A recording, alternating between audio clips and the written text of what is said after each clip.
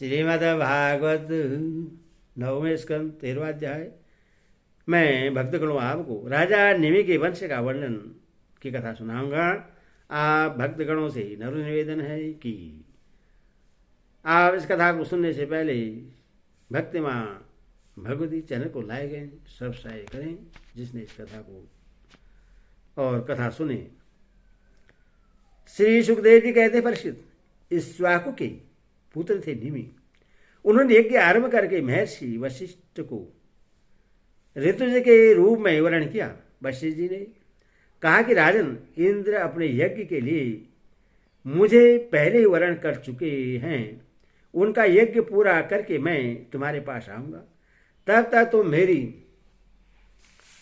प्रतीक्षा करना। यह बात सुनकर राजा निमि चुप हो रहे और वशिष्ठ जी इंद्र का यज्ञ कराने चले गए। विचारवान निमि ने यह सोच कर कि जीवन तो क्षणभंगुर है, विलंब करना उचित न समझा और यज्ञ प्रारंभ कर दिया।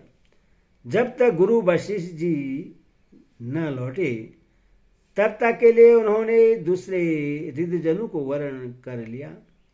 गुरु वशिष्ठ जी जब इंद्र का यज्ञ संपन्न करके लौटे तो उन्होंने देखा कि उनके शिष्य निमि ने तो उनकी बात न मानकर यज्ञ प्रारंभ कर दिया है।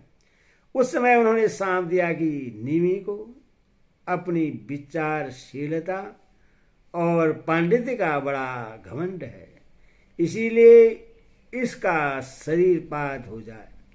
निमि की दृष्टि में गुरु वशिष्ठ का यह सांप धर्म के अनुकूल नहीं, प्रतिकूल था। इसीलिए उन्होंने भी सांप दिया कि आपने लोभवश अपने धर्म का आदर नहीं किया, इसलिए आपका शरीर भी गिर जाए। यह कहकर आत्मविद्या में निपुण निमि ने अपने शरीर का त्याग कर दिया। परिषद इधर हमारे वृद्ध पर पितामह वशिष्ठ जी ने भी अपना शरीर त्याग कर मित्रावरण के द्वारा उर्वशी के गर्भ से जन्म ग्रहण किया। राजा निमि के यज्ञ में आए हुए श्रेष्ठ मुनियों ने राजा के शरीर को सुगंधित वस्तु में रख दिया।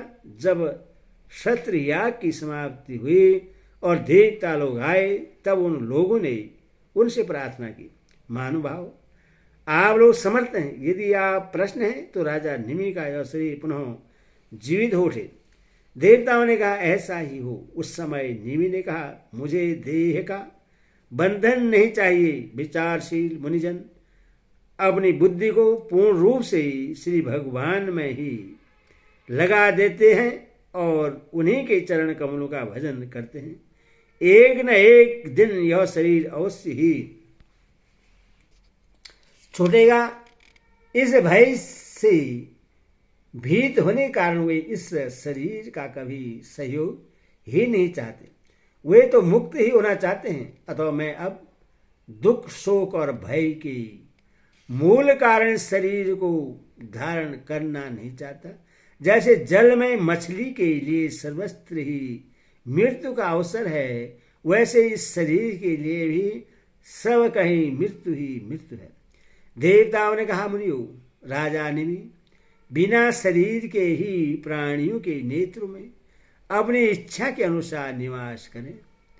वे वहां रहकर सूक्ष्म शरीर से भगवान का चिंतन करते रहें।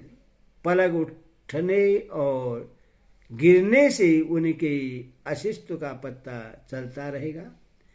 इसके बाद महर्षि ने यह सोचकर कि राजा के न रहने पर लोगों में अराजकता फैल जाएगी, निमि के शरीर का मंथन किया। उस मंथन से एक कुमार उत्पन्न हुआ। जन्म लेने के कारण उसका नाम हुआ जनक।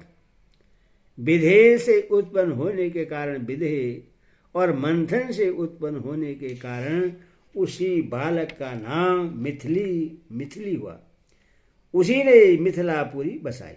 परिषद जनक का उदावसु, उसका नंदिवर्धन का सुकेतु, उसका देवराज का बृहदत्त और बृहदत्त का महावीर, महावीर का सुधीर्ति, सुधीर्ति का धृष्ट केतु, धृष्ट केतु का हर्ष और उसका मरु नामक पुत्र हुआ। मरु से परदीपक, परदीपक से कीर्तिरथ, कीर्तिरथ से देवमीट, देवमीट से विशुद्ध और विशुद्ध से महाधीर्ति का जन्म हुआ। महाधीर्ति का कीर्तिरात, कीर्तिरात का महारोमा, महारोमा का स्वर्णरोमा और स्वर्णरोमा का पुत्र हुआ हर्षरोमा। इसी हर्षरोमा के पुत्र महाराज शीरध्वज थे। वे जब यज्ञ के लिए धरती जोत रहे थे तब उनके शीर हल के अग्रभाग फाल से सीता जी की उत्पत्ति हुई। इसी से उनका नाम शीरध्वज पड़ा।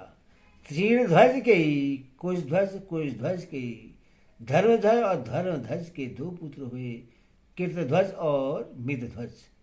कीर्तध्वज से केशीध्वज और केशीध्वज के खांडकी हुए प्रसिद्ध। केशीध्वज आत्मविद्या में बड़ा प्रवीण था, खांडकीय था, कर्मकांड का मर्मज्ञ। वह केशीध्वज से भयभीत होकर भाग गया। केशीध्वज का पुत्र भानुमान और भानुमान का सदघुन था, सदघुन से सूची, सूची से संदाज, संदाज से उर्वकेतु, उर्वकेतु से अज, अज से पुरोजित, पुरोजित से अरिष्टनेमि, अरिष्टनेमि से सुतायु, सुतायु से सुपार्श्व, सुपार्श्व से चित्ररथ और चित्ररथ से मिथिलापति सेवाधि का जन्म हुआ। सेवाधि के समरण समरथ से सत्यरथ, सत्यरथ से उपगुरु और उपगुरु से उपगुप्त नामक पुत्र हुआ। यह अग्नि का अंश था।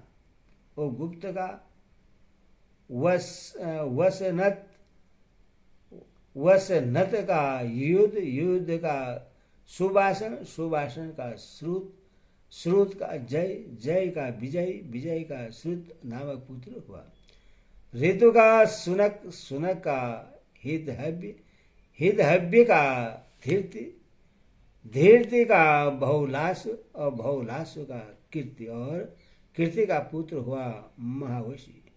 प्रसिद्ध ये मिथिल के वंश में उत्पन्न सभी नरपति मिथिल कहलाते हैं। ये सब के सब आत्मज्ञान से संपन्न एवं गृहस्थाश्रम में रहते हुए भी सुख दुख आदि द्वंद्वों से मुक्त थे। क्यों न हो याज्ञवल्क्य आदि बड़े बड़े योगेश्वरों की इन पर महान कृपा जो थी।